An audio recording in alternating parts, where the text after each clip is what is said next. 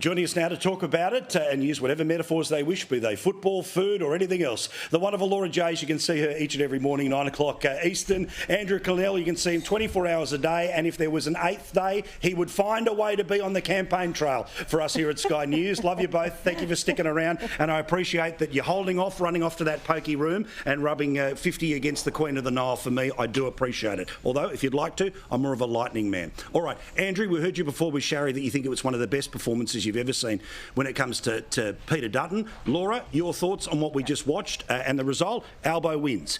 Not a majority, but 44, 35, 21 undecided. Yeah.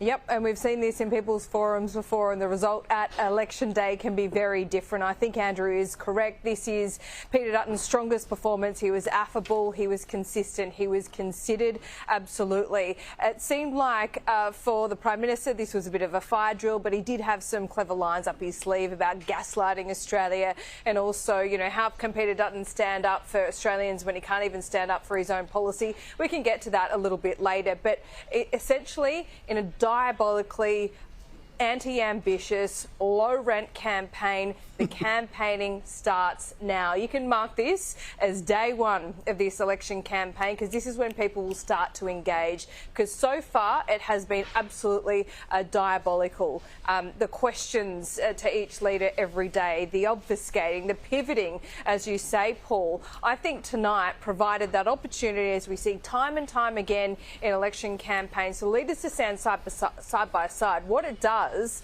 is this benefits Peter Dutton in many ways, because what it has done tonight as well, you've seen Paul Albo standing up every day saying Peter Dutton this, Peter Dutton that, he's not going to do this, he's going to cut, and really campaigning like an opposition leader. When they're standing side by side in this room, which is very tense at times, he can't do that. So it kind of it takes that nastiness out of it. It takes that weapon, the biggest weapon that Anthony Albanese has. And I think it benefited Peter Dutton today. By the way, I caught up with Ian the truckie outside. Good. And if this is anything to go by, he's a Dutton man. Doesn't surprise me. Doesn't surprise me. They're and most likely a Kevin Bloody Wilson man as well. Now, let's get to you, Andrew, here, because I love that, again, not only are you around the political types, but you go and do the door knock. I think this is one of the great things that you've brought to our coverage, apart from insight and all the rest of it, because you talk to normal people, right? And you get to see that immigration question, it can be sticky, right? A place like Wentworthville, 20 years ago, yep, Wenty Leagues was more of its cultural hub. 20 years later, and you would remember from the last time you went anywhere near the joint at the last campaign, or in many times in between, there's about 1 billion more units that are in there. The suburb has changed, Western Sydney has changed. So immigration, you've got to be careful how you talk about it, but Dutton did try to go out of his way to talk about the positives of the migration story, just the number is the issue. Yeah. I think Peter Dutton won the debate. I thought it was his best performance, but I think it's of large concern to him, Paul, that he didn't win the vote. Because if he can perform that well and not win the vote amongst undecided voters, it's not a good sign. And I've got to say, the reason I will put this down to is Labor's winning the issues. So Trump was a question, health were questions. Correct. This is what Labor's campaigning on. Now, this becomes a chicken or egg question, by the way. Did Labor create this narrative, or did the focus groups create this narrative for Labor and they took advantage of it? But you didn't hear Peter Dutton talk about the threat from China, for example, or defence spending. He could have gone down that route. We could have got a question in relation to that issue. Those are his kind of issues. Where he was able to prosecute an issue really well, deficit and debt. The problem is that since COVID, people now have a different view of deficit and debt. And that was the clearest explanation he'd given yet as to why he's gone the fuel excise, a temporary targeted measure, as we saw during COVID, which doesn't harm the budget long term. And I thought that was a very strong argument.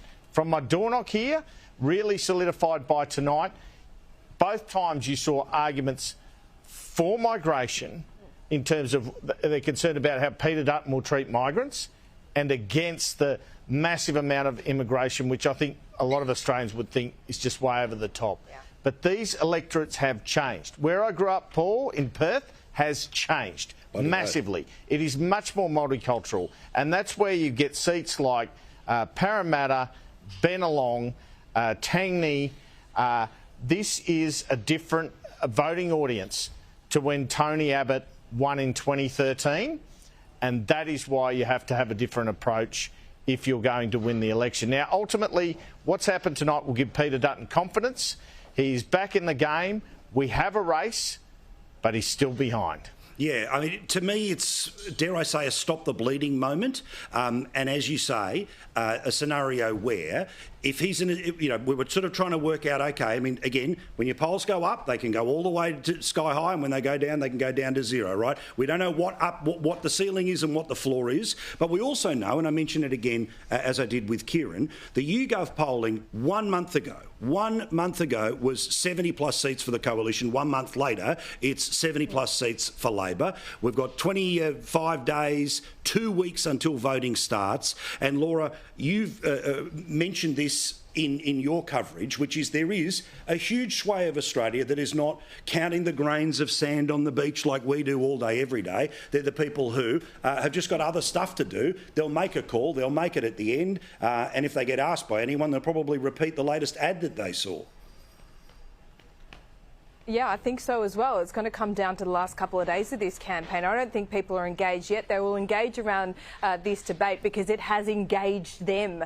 This is the first moment in the whole campaign that has tried to engage Australians. I think both parties, both campaigns haven't done that to date. But look, we're about to go, we've got campaign launches this weekend, then we go into Easter, then we go into Anzac Day. People are going to tune out once again. So this is going to go in waves, and it is completely unpredictable.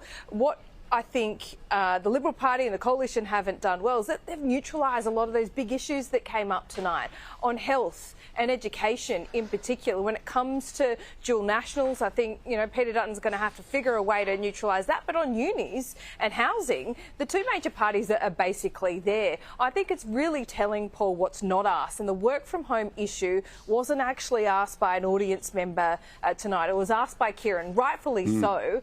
I'm not discounting that it's not an issue, but I mean, I thought Albanese's answer to that, and he won't engage in this question that's been put to him twice today now about Chris Minns wanting to get people back in the public service. He did that at the end of last year. So there's a real conflict there between voters, yes, that live in the outer suburbs and do want to work from home, and business owners that want to get more motivated staff to get back into their workplaces. The other thing to note here is there's a lot happening under the surface. I know of dozens of schools that now have composite classes from year one because there's not enough teachers. This is after 3 years of a Labor government. So, how is that going to play out in this whole campaign? And energy. I mean, you saw me, Paul. I was out in New South Wales seats that are consequential all last week.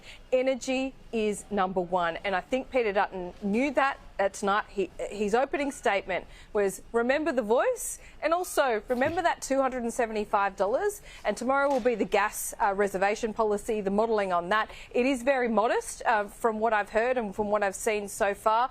But if he can sell this, look, we're not going to make that same promise of, you're going to get a cut in your power bill like Labor did, because we can't make that promise. But what we're going to do is, just stop the bleeding on energy prices. If he can sell that, I think he goes a long way from here. Yeah, you get the sense, don't you, about the way these guys, the practiced fighter goes, all right, I don't want to say anything that hems me in and gets used, like there will be no cuts to, stuff, or there will be no carbon tax, or 275 that just haunts you for another 3 years. So, okay, they're not giving us an answer. That's because they don't want that answer to be used by, little old me, whacking away over and over again because, well, surprise, surprise, used to matter that you held your promises in.